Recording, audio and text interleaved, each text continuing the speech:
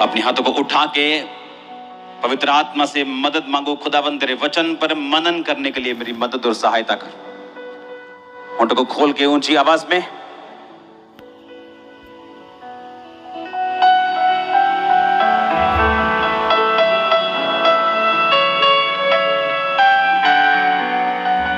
प्रभु यीशु मसीह के सामर्थी नाम में हम मांगते हैं।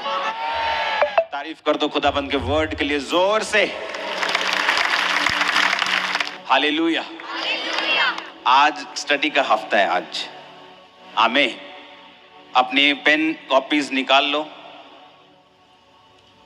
अगले कुछ हफ्ते हम बाइबल स्टडी करेंगे और मेरा ये बिलीव है कि जब हम ये बाइबल स्टडी करेंगे, अगर आपने पूरा ध्यान दिया, ये वर्ड आपको कभी भी सेम नहीं रहने देगा। जो भी आपके साथ जुड़ा हुआ है, जो भी घराना, जो भी बिजनेस, जो फाइनेंस, जो लाइफ, आप सेम नहीं रहने वाले।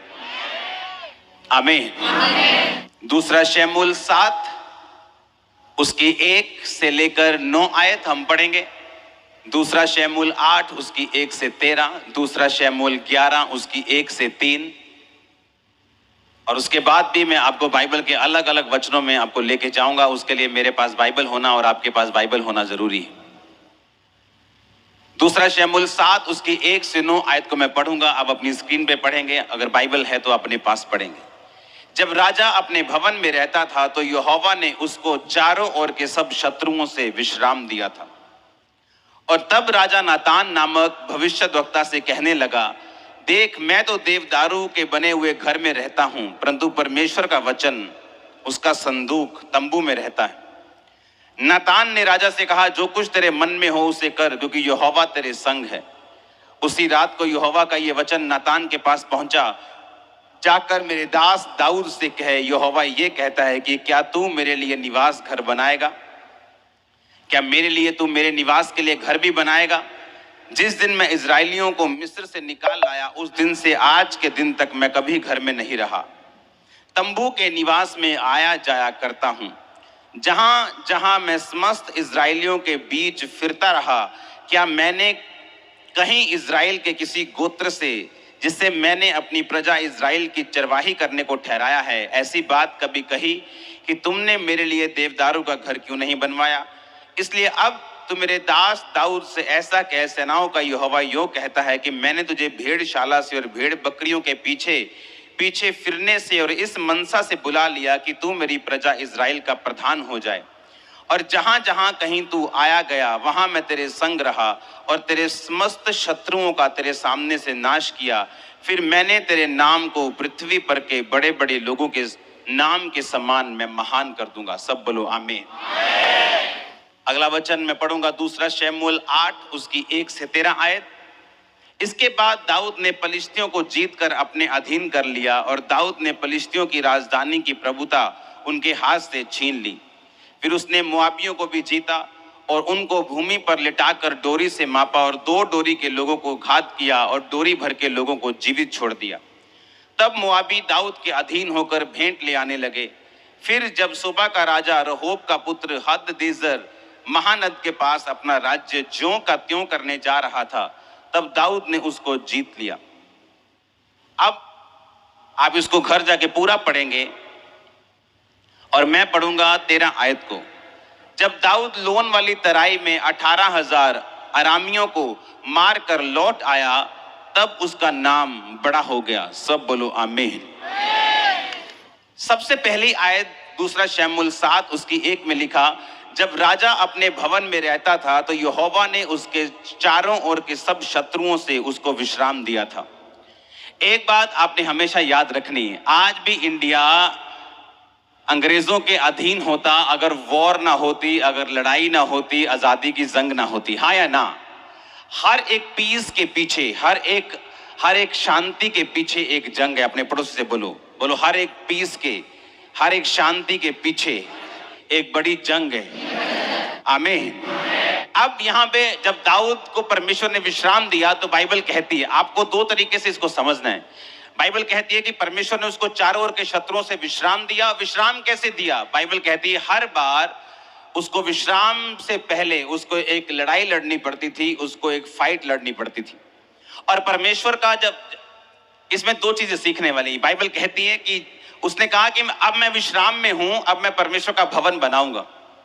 एक बात आपको हमेशा याद रखनी है, जब तक एक विश्वासी आराम में और विश्राम में नहीं जाता, वो उतना परमेश्वर का काम नहीं कर सकता जितना एक आराम वाला और परमेश्वर में विश्राम वाला व्यक्ति कर सकता है।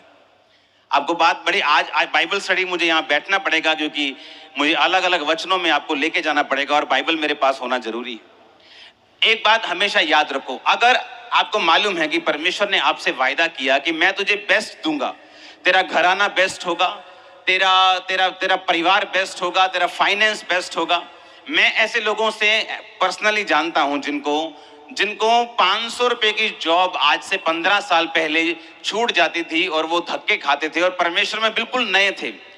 आज मुझे कल एक मेरे दोस्त ने बताया कि आज उन लोगों की फैक्ट्रीज जल चुकी हैं, वो लोग ब्लेस्ड हैं क्योंकि परमेश्वर में लगातार वो जलते रहे, बने रहे, खड़े रहे। अब मेरी बात सुनो, परमेश्वर का मेन मकसद ये है कि आप उसकी महिमा करें और इसी तरीके से वो आपको ब्लेस करना चाहता है। बाइबल कहती है कि पौलुस ने कहा, तुमने जो मेरे दर्शन में मेरा साथ दिया, इसलिए ये कलीसिया जो आशीषित होगी और परमेश्वर तुम्हारी हर घटी को महिमा सहित मसीह यीशु में पूरा करेगा। हाँ या ना? इतना मालूम है कि नहीं? जोर से हालेलुया बोलो, जोर से। ये वचन आपको समझना बहुत ज्यादा जरूरी है। आज सुनो, परमेश्वर ने कहा मैं तुम्हें बेस्ट दूंगा, बेस्ट दाख दूंगा, बेस्ट पानी दूंगा, बेस्ट तेल दूंगा। हाँ या ना? इतनी समझ आई कि नहीं आई? अब हमें यह बात समझ आ रही है दाऊद के इन वचनों को पढ़ के कि जब वो विश्राम में था तब उसने बात की कि मैं यहोवा के भवन को बनाऊंगा। जब तक वो विश्राम में नहीं था तब तक उसको यहोवा का भवन बनाने की याद चित नहीं आई, क्योंकि वो अपनी ही फाइट्स में कि परमेश्वर मुझे क्या क्या देना चाहता है और परमेश्वर मुझे ये देश देना चाहता है, तब तक अपनी लड़ाइयों में वो बिजी था। उसे मालूम ही नहीं था कि परमेश्वर का भवन भी बनाना है। लेकिन बाइबल कहती जब वो विश्राम में था, जब वो पीस में था, जब वो विश्राम कर रहा था, जब परमेश्वर ने उसको चारों ओर के शत्रुओं से विश्राम दिया, तब उसने कहा कि अब मैं यहोवा के लिए एक भवन को बनाऊंगा। कितने मेरी बात को समझ रहे हैं? अब इसका मतलब यह है कि कौन परमेश्वर का काम कर सकता है, कौन वो व्यक्ति है जो परमेश्वर का काम ज्यादा कर सकता है, जिसको परमेश्वर ने सारी लड़ाइयों से विश्राम दिया हो। आमीन। इसका मतलब विश्राम उसी को मिल सकता है जिसने लड़ाइयां लड़ी हों और अपनी लड़ाइयां जीती हों। इतने तक बात को समझ गए हो? अब यहां पर परमेश्वर का वचन यह कहता है कि परमेश्वर ने उसको कहा कि मैं अब तेरे नाम को पृथ्वी पर के बड़े बड़े लोगों के नामों के समान महान कर दूंगा। जैसे ही तू मेरे भवन को बनाने की बात करेगा, जैसे ही तूने मेरी सेवा करने की बात की है, क्योंकि तू अपनी लड़ाई को लड़ा है। उसने कौन सी लड़ाई लड़ी थी? हर बंदे की लड़ाई अलग है। किसी की लड़ाई व्यभिचार से है, किसी की लड़ाई चोरी से है, किसी की लड़ाई डर से है, किसी की लड़ाई रिश्तेदारों से है, किसी की लड़ाई किसी चीज से है। हर एक व्यक्ति की कमजोरी और हर एक व्यक्ति की लड़ाई जो है वो अलग अलग है। कितने मेरी बात को समझ रहे हैं? अब बाइबल कहती है उस लड़ाई को लड़ने के बाद और उसको जीतने के बाद ही आप परमेश्वर के काम को कर सकते हैं, क्योंकि परमेश्वर जब आपको विश्राम देता है तो परमेश्वर का काम हम अच्छी तरह से कर सकते हैं। जब दाऊद को चारों ओर के शत्रुओं से विश्राम मिला तो बाइबल कहती है कि उसने कहा कि अब मैं यहोवा के भवन को बनाऊंगा। यहोवा तंबू के घर में रहता है, मैं देवदारू के घर में रहता हूं और मैं परमेश्वर के घर को बनाना चाहता हूं। जब परमेश्वर के सामने बात चली तो परमेश्वर ने कहा तू इस घर को नहीं बनाएगा, तेरा बेटा इस घर को बनाएगा, क्योंकि तेरे हाथों पे बहुत सारी लड़ाई है, इसलिए तेरा बेटा इस भवन को बनाएगा। लेकिन मैं तेरी गद्दी को बनाए रखूंगा और मैं तेरे नाम को बड़े बड़े लोगों के समान, इस पृथ्वी के बड़े बड़े लोगों के नाम के समान मैं महान कर दूंगा। मैं आपको ये वायदा करता हूं, अगर आप फाइट करते हैं, वो फाइट किससे है? अविश्वास से। वो फाइट किससे है? शैतान से। बाइबल कहती है दाऊद अरामियों से लड़ा, अम्मोनियों से लड़ा, हाँ, जो सबसे लड़ा और जीतता गया, और परमेश्वर जैसे वो जीतता गया उसको विश्राम देता गया। हमारी लड़ाई बाइबल कहती है कि मांस और लहू से नहीं है, हमारी लड़ाई जो है वो शैतान से है। आमीन। अपने पड़ोसी से पूछो तेरी लड़ाई क्या है, तेरी फाइट क्या है। आमीन। जब मैं मसीह में था, बीमारियां मेरी जिंदगी में थी, वो एक मेरी लड़ाई थी कि मैं बीमारियों को देखकर डॉक्टर के पास चक्कर ही लगाता रहूं या मैं परमेश्वर पे भरोसा रखूं। उन दुष्ट आत्माओं को लेकर, या मैं दूसरे बाबाओं के पास भी अब जाऊं, या परमेश्वर में अड़ा और खड़ा रहूं? क्या परमेश्वर जब मुझे चंगा ना भी करे तो क्या मैं परमेश्वर के साथ खड़ा रहूंगा, अड़ा रहूंगा, उससे प्यार करूंगा और अपनी लड़ाई को लड़ूंगा? पौलुस कहता, मैंने अच्छी कुश्ती लड़ ली है, मैंने विश्वास की अच्छी लड़ाई को लड़ लिया है, मैं परीक्षाओं में नहीं बहका, मैं जब विश्राम था तब नहीं बहका, मैं किसी तरह से नहीं बहका, मैंने विश्वास की अच्छी कुश्ती को लड़ा है। अब बाइबल के वचनों को आपको ध्यान से समझने की जरूरत है। आपका बेटा नशा करता है, घर का सिलेंडर तक बेच देता है, जब आप चर्च में आते हैं तो ये आपके लिए एक फाइट है कि इसके बावजूद भी क्या आप परमेश्वर में खड़े रहते हैं? क्या इसके बावजूद भी आप परमेश्वर का पर विश्वास आपका कम तो नहीं हुआ? क्या आपने चर्च आना तो नहीं छोड़ा? क्या आपने परमेश्वर के साथ प्रेम करना तो नहीं छोड़ा? क्या आपने बाइबल पढ़नी तो नहीं छोड़ी? क्या आपने वचन पढ़ना तो नहीं छोड़ा? क्या आपके रोजे कम तो नहीं हुए? क्या आपने टाइट देना बंद तो नहीं किया? ये एक लड़ाई है और हर एक बंदे की लड़ाई जो है वो अलग अलग है। और बाइबल ये बात बताती है कि जो व्यक्ति विश्राम में रहता है वो ज्यादा काम कर सकता है उस व्यक्ति से जो लड़ाई में रहते हैं। अब लड़ाई आनी ही आनी है। बाइबल कहती है हर एक व्यक्ति अपना बोझ स्वयं उठाएगा। आमीन।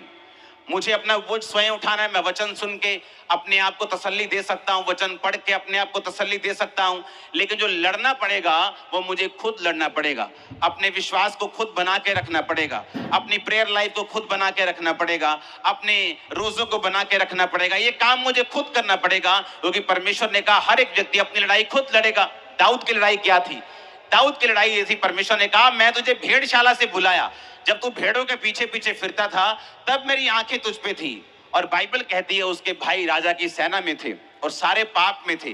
कोई भी परमेश्वर के साथ सही रीति के साथ नहीं चलता था, सारे संसार की रीति के साथ चलते थे। संसारिक रीति रिवाज, संसारिक पार्टियां, संसारिक सिस्टम, संसार के हिसाब से अपनी लाइफ को बिताते थे। लेकिन बाइबल कहती है दाऊद जानता था कि ये एक लड़ाई है और दाऊद आत्मिक लड़ाई को लड़ता रहा, पाप से दूर रहा, परमेश्वर के करीब रहा। और परमेश्वर ने कहा मैंने तुझे भेड़ों के पीछे पीछे चलने से अपनी प्रजा का राजा होने के लिए बुलाया, अब भी मैं तेरे नाम को बड़े लोगों के समान महान कर दूंगा।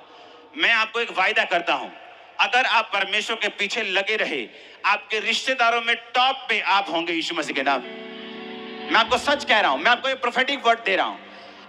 अपनी फैमिली में, अपने रिलेटिव्स में, अपने मोहल्लों में टॉप पर, मैंने कहा टॉप के ऊपर आप लोग होंगे फ्यूचर में। मैं आपको सच कह रहा हूं, टॉप में परमेश्वर ने आपको सोचा हुआ है। अब दाऊद अगर ये बात सोचता कि मैं तो भेड़ बकरियों को चराता हूं, मुझे क्या फायदा हुआ, मैं तो परमेश्वर के साथ जंगलों में भी वफादार रहता हूं। आपकी लाइफ में भी जंगल का एक्सपीरियंस आ सकता है। जब आप अकेले हो जाते हैं परमेश्वर में, लोग आपको पूछते नहीं, रिश्तेदार नहीं पूछते, शैतान आपको तंग करता है, बीमारियां तंग करती हैं, परीक्षाएं तंग करती। बाइबल कहती है दाऊद उन दिनों में भी परमेश्वर के साथ वफादार रहा, क्योंकि हर एक लड़ाई के बाद एक शांति आपकी लाइफ में जरूर आती है। और जब वो शांति आती है आप उतना ही परमेश्वर का कार्य कर सकते हैं। बाइबल कहती है दाऊद के राज्य से भी ज्यादा जो राज्य था वो सुलेमान का बढ़ा।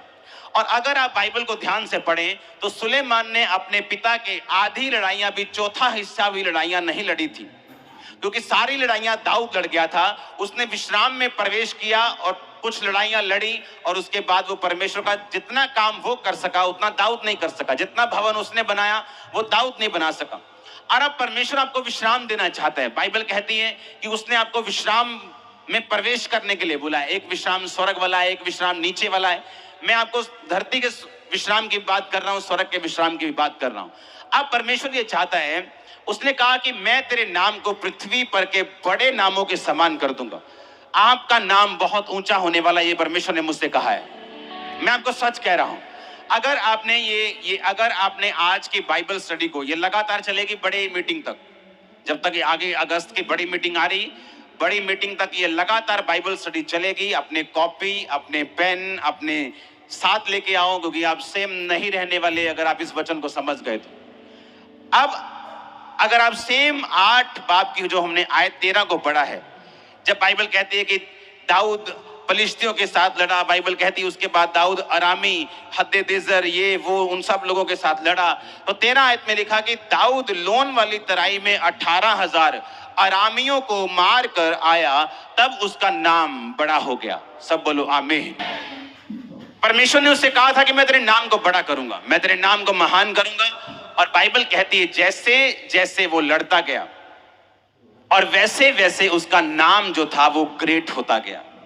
जब भी आप परमेश्वर को देखेंगे बाइबल में कि उसने वायदा किया, उसके बाद उसने कहा अब तुम्हें लड़ना होगा, लड़ाई के बाद मैं तुम्हें विश्राम दूंगा, विश्राम के बाद तुम मेरा काम करोगे, मेरा काम करने के बाद तुम्हें आशीष मिलेगी, तुम्हारा नाम और महान होगा। कितने मेरी बात को समझ रहे हैं?